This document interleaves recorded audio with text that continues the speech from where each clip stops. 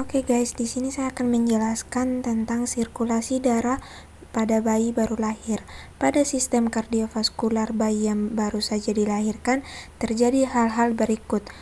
Yang pertama itu ada menutupnya foramen ovale, nafas pertama yang dilakukan bayi baru lahir di mana terdapat oksigen pada paru bayi menyebabkan paru-paru berkembang dan menimbulkan resentsi vaskuler di paru-paru menurun sehingga darah paru mengalir. Di sini saya akan menjelaskan tentang sirkulasi darah pada bayi baru lahir. Nah, ketika bayi baru lahir yang terjadi adalah san atau jalan pintas akan tertutup. Yang pertama di sini terjadinya penutupan foramen ovale sehingga meninggalkan fossa ovale dari struktur atrium destrum dan valvula foramen ovale dari struktur atrium sinistrum. Penutupan foramen ovale ini menjadi fossa ovale ini terjadi karena saat bayi lahir dia akan berusaha bernapas.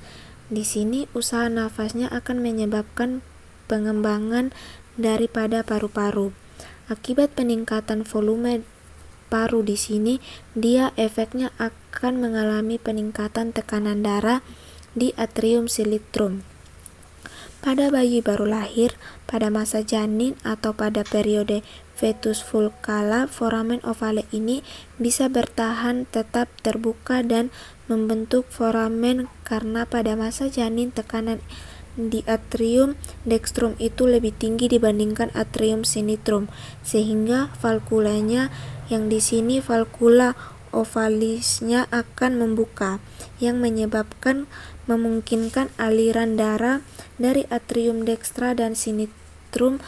Tetapi ketika setelah lahir tekanan darah atrium sinistrum lebih tinggi, itu karena menyebabkan valvula foramen ovale ini tertekan ke arah sentrum ini dan akhirnya menutup setelah bayi baru lahir, menutup selamanya menjadi fossa ovaris. Kemudian pada bayi baru lahir juga terjadi penutupan dari ductus venosus karena pada bayi baru lahir kita akan melakukan atau petugas medis akan melakukan pemotongan tali pusat, di mana di situ terjadi arteri dan vena umbilicalis. Dengan pemotongan tali pusat itu aliran darah dari plasenta ke vena umbilicalis akan tertutup. Hal ini menyebabkan ductus venosus arteri tidak dialiri darah lagi sehingga dia akan beroretasi, dia mengecil membentuk ligamentum venosus.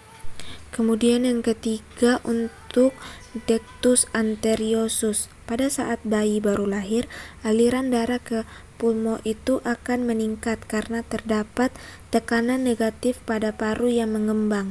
Hal ini menyebabkan aliran darah teruntuk pulmonaris sebagian besar akan dialirkan ke arteri pulmonaris, baik dexter maupun sinister, sehingga ductus anterior tidak dialiri lagi.